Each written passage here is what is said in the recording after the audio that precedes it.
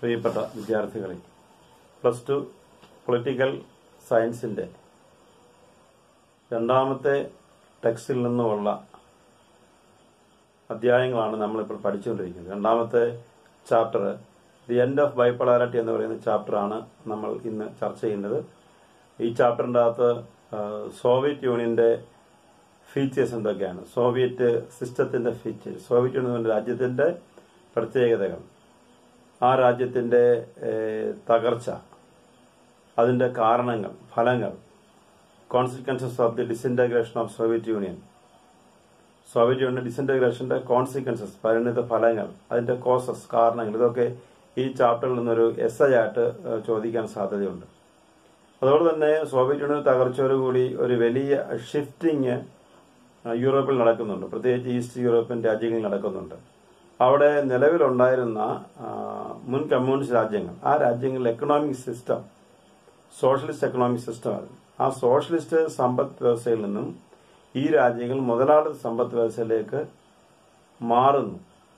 അതൊരു പ്രോസസ്സാണ്. ആ പ്രോസസ്സ് ഷോക്ക് തെറാപ്പി എന്ന പേരിലാണ് അറിയപ്പെടുന്നത്. അപ്പോൾ ഷോക്ക് തെറാപ്പി എന്താണെന്ന് ഈ ചാപ്റ്ററിൽ ചോദിക്കാം. അതിന്റെ കാരണങ്ങളും ഫലങ്ങളും ഒക്കെ ഈ ചാപ്റ്ററിൽ നിന്ന് ചോദിക്കാവുന്ന ചോദ്യങ്ങളാണ്. അപ്പം ഈ ചാപ്റ്ററിൽ നിന്ന് ഉറപ്പായിട്ടും സോവിയറ്റ് യൂണിയന്റെ തകർച്ചയുടെ കാരണങ്ങളും ഫലങ്ങളും ഒക്കെ എസ്സേ ആയിട്ട് ചോദിക്കാം. നമുക്ക് അവർ എസ്സേ പ്രതീക്ഷിക്കാം. മറ്റ് ഒബ്ജക്റ്റീവ് ടൈപ്പ് ക്വസ്റ്റ്യൻസ് ഒക്കെ ഈ ചാപ്റ്ററിൽ നിന്ന് വരുന്നത് ഏതൊക്കെ മേഖലയിൽ നിന്നുള്ളതാണ് എന്ന് നമുക്കൊന്ന് ചർച്ച ചെയ്യാം. ഒരു ചോദ്യം ഒരുപക്ഷെ ഇങ്ങനെ ചോദിക്കാം: who was the leader of the Russian revolution of 1917? 1917 Russian റവല്യൂഷന്റെ ലീഡർ ആരായിരുന്നു?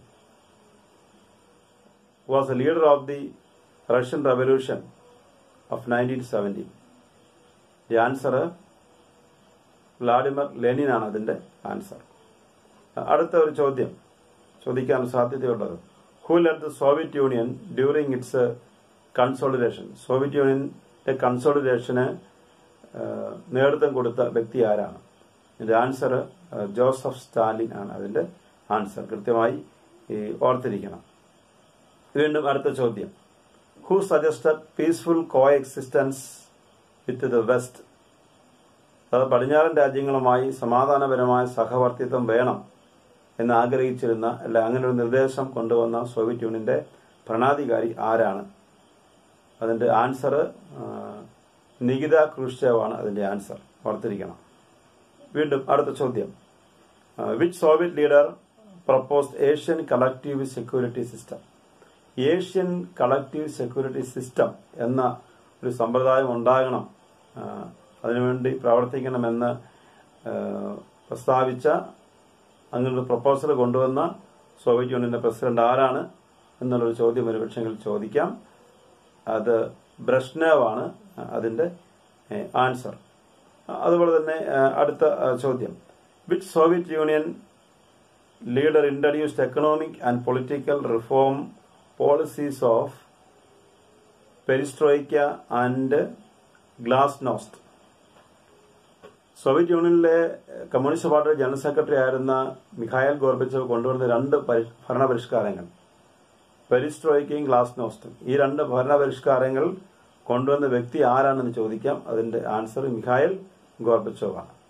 അതുകൊണ്ട് വേറൊരു രീതിയിലും അദ്ദേഹത്തിന്റെ പേര് ആൻസറായി വരുന്ന ഒരു ചോദ്യം വേണമെങ്കിൽ ചോദിക്കാം: who was the last general secretary of communist party in USSR?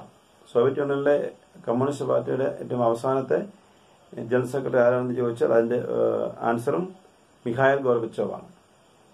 നമുക്കറിയാം, അതുകൊണ്ട് ലോകത്തിലെ എല്ലാ രാജ്യങ്ങൾക്കും അവരുടെ നിയമനിർമ്മാണ സഭകളുണ്ട്. ഉദാഹരണം പറഞ്ഞാൽ ഇന്ത്യയിലെ നാഷണൽ ലെജിസ്ലേച്ചർ എന്ന് പറയുന്നത് ഇന്ത്യൻ പാർലമെന്റാണ്. ബ്രിട്ടനിലെ നാഷണൽ ലെജിസ്ലേച്ചർ എന്ന് പറയുന്നത് ഹൗസ് ഓഫ് കോമൺസ് ആണ്. അമേരിക്കയിലെ അവിടുത്തെ പാർലമെന്റ് കോൺഗ്രസിന്റെ സെനറ്റും ഹൗസ് ഓഫ് റെപ്രസെന്റേറ്റീവ്സും അവിടെയുണ്ട്. ഇതുമായി ബന്ധപ്പെട്ട് തന്നെയുള്ള റഷ്യയിലെ സോവിയറ്റ് യൂണിയനിലെ പാർലമെന്റിന്റെ പേരെന്താണ് ചോദിക്കാം. സോവിയറ്റ് പാർലമെന്റ് വാസ് കോൾഡ് ചോദിക്കാം. എന്റെ ആൻസർ ഡ്യൂമ എന്നാണ് സോവിയറ്റ് യൂണിയനിലെ പാർലമെന്റിന്റെ പേര്. അതുപോലെ നമുക്കറിയാം, സോവിയറ്റ് യൂണിയൻ ഡിസന്റഗ്രേഷൻ സമയത്ത് സോവിയറ്റ് യൂണിയനിൽ നിന്നും ഡിസന്റഗ്രേറ്റ് ചെയ്ത ആദ്യത്തെ റിപ്പബ്ലിക് ഏതാണ്? ആദ്യമായി സ്വാതന്ത്ര്യം പ്രഖ്യാപിച്ച റിപ്പബ്ലിക് ഏതാണ്? ഇങ്ങനെ ചോദിക്കാം. Which was the first of 15 Soviet republics to declare its independence. Soviet യൂണിയനിലെ റിപ്പബ്ലിക്കുകളായിരുന്നവയിൽ ഏറ്റവും ആദ്യം സ്വാതന്ത്ര്യം പ്രഖ്യാപിച്ച റിപ്പബ്ലിക് ഏതാണെന്ന് ചോദിക്കാം. അതിന്റെ ആൻസർ ലിത്വാനിയ ആണ്. ലിത്വാനിയാണ് സോവിയറ്റ് യൂണിയൻ സ്വാതന്ത്ര്യം പ്രാപിച്ച ആദ്യത്തെ സ്വതന്ത്ര രാജ്യം എന്ന് പറയുന്നത്. ഇനി വീണ്ടും ചോദിക്കാം, സോവിയറ്റ് യൂണിയൻ ഡിസിൻറ്റഗ്രേറ്റ് ചെയ്ത് എന്നാണ്. ഓർത്തിരിക്കുന്നത് വളരെ പ്രധാനപ്പെട്ടതാണ്. ഒരു ക്രിസ്തുമസ് ദിവസമാണ്, അതുകൊണ്ട് ആ ദിവസം ഓർത്തിരിക്കാം. ഡിസംബർ 25, 1991, 1991 ഡിസംബർ 25-നാണ് സോവിയറ്റ് യൂണിയൻ ഡിസിൻറ്റഗ്രേറ്റ് ചെയ്തത്. 1991 വേറെ പ്രത്യേകതകളും ഉണ്ട്. ന്യൂ എക്കണോമിക് പോളിസി ഇന്ത്യയിൽ ഇംപ്ലിമെന്റ് ചെയ്ത വർഷവും 1991. ഇത് രണ്ടും കൂടെ കൂട്ടിച്ചേർത്ത വർഷം നിങ്ങൾക്ക് ഓർത്തിരിക്കാൻ എളുപ്പമുണ്ടായിരിക്കും. വീണ്ടും അടുത്ത ചോദ്യം, the model of transition in Russia, central Asia and the east Europe that was influenced by the World Bank and the IMF came to be known as.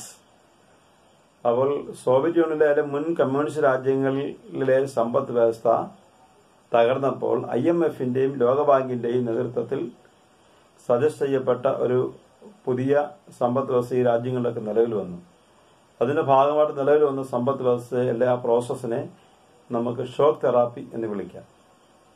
വീണ്ടും അടുത്ത ചോദ്യം, who was the last leader of Soviet Union? Soviet യൂണിയനിലെ ഏറ്റവും അവസാനത്തെ leader ആരാണ്? അതിന്റെ answer Mikhail ഗോർബച്ചോവാണ്. അടുത്ത ചോദ്യം, സോവിയറ്റ് യൂണിയനിലെ ഏറ്റവും വലിയ റിപ്പബ്ലിക് ഏതായിരുന്നു? Which was the largest republic in Soviet Union? Soviet യൂണിയനിലെ ഏറ്റവും വലിയ റിപ്പബ്ലിക് ഏതായിരുന്നു എന്ന് ചോദിച്ചാൽ അതിന്റെ ആൻസർ റഷ്യയാണ്. അടുത്ത ചോദ്യം, who is the present Russian president? ചോദിക്കുക, റഷ്യയിൽ ഇപ്പോഴത്തെ പ്രസിഡന്റ് ആരാണ്?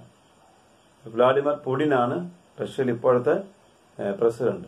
സോവിയറ്റ് യൂണിയൻ എന്ന രാജ്യത്തിൽ നിന്നും സ്വാതന്ത്ര്യം പ്രാപിച്ചതിന് ശേഷം റഷ്യയിൽ അതിശക്തമായ റഷ്യൻ റിപ്പബ്ലിക് ഉണ്ടാവുകയും അതിന്റെ നേതൃത്വം കൊടുക്കുകയും ചെയ്ത വ്യക്തി ആരാണെന്ന് ചോദിക്കാം. Who was the first president of independent Russia എന്ന് ചോദിച്ചു കഴിഞ്ഞാൽ അതിന്റെ ആൻസർ ബോറിസ് യെൽട്സിൻ ആണ്. ഓർത്തിരിക്കണം, അത് പ്രധാനപ്പെട്ടതാണ്. ഇത്രയും കാര്യങ്ങളാണ് പ്രധാനമായും നമുക്ക് ഈ ചാപ്റ്ററിന്റെ അകത്തുനിന്നും വൺ വേർഡ് എന്ന നിലയിൽ ചോദിക്കാൻ സാധ്യതയുള്ളത്. അത് കൃത്യമായി നമുക്ക് ഓർത്തിരിക്കണം. സോവിയറ്റ് യൂണിയനുമായി ബന്ധപ്പെട്ട പ്രധാനപ്പെട്ട കാര്യങ്ങളൊക്കെ നമ്മൾ പഠിച്ചു കഴിഞ്ഞു. ഇതിന്റെ അകത്ത് ഓർത്തിരിക്കേണ്ട നമ്മൾ ചില നേതാക്കന്മാരെ പറ്റി ഓർത്തിരിക്കണം. സോവിയറ്റ് യൂണിയന്റെ ഫൗണ്ടർ ആയിട്ടുള്ള വ്ളാഡിമിർ ലെനിനെ പറ്റി ഓർത്തിരിക്കണം. അതുപോലെ തന്നെ സോവിയറ്റ് യൂണിയന്റെ കൺസോളിഡേഷന് പ്രധാന പങ്ക് വഹിച്ചിട്ടുള്ള ജോസഫ് സ്റ്റാലിനെ പറ്റി ഓർത്തിരിക്കണം. അതുകൊണ്ട് തന്നെ peaceful co existence with the west, പടിഞ്ഞാറൻ രാജ്യങ്ങളുമായി അല്ല യൂറോപ്യൻ രാജ്യങ്ങളുമായി സമാധാനപരമായ സഹവർത്തിത്വം വേണം എന്ന് പറഞ്ഞ നേതാവിനെ ഓർത്തിരിക്കണം. നികിത ക്രൂഷ്ചേവാണ്. അത് പ്രധാനപ്പെട്ടതാണ്. അതുപോലെ തന്നെ പ്രത്യേകിച്ച് ഏഷ്യൻ കളക്റ്റീവ് സെക്യൂരിറ്റി സിസ്റ്റം വേണമെന്നും അതിനു വേണ്ടിയിട്ട് വാദമുഖങ്ങൾ ഉന്നയിക്കുകയും അത് പിന്തുണയ്ക്കുകയും ചെയ്ത റഷ്യയുടെ പ്രസിഡന്റാണ് ബ്രഷ്നെവ്. അദ്ദേഹത്തെ പറ്റി കൃത്യമായി ഓർത്തിരിക്കണം. സോവിയറ്റ് യൂണിയനിൽ വലിയ വിപ്ലവങ്ങൾ വരുത്തിയ നേതാവാണ് സോവിയറ്റ് യൂണിയന്റെ പ്രസിഡന്റായിരുന്ന മിഖായിൽ ഗോർബച്ചോവ്. ഗ്ലാസ്നോസ്റ്റും പെരിസ്ട്രോയിക്കയും അദ്ദേഹം കൊണ്ടുവന്ന രണ്ട് പ്രധാനപ്പെട്ട ആശയങ്ങളാണ്. ഓർത്തിരിക്കണം.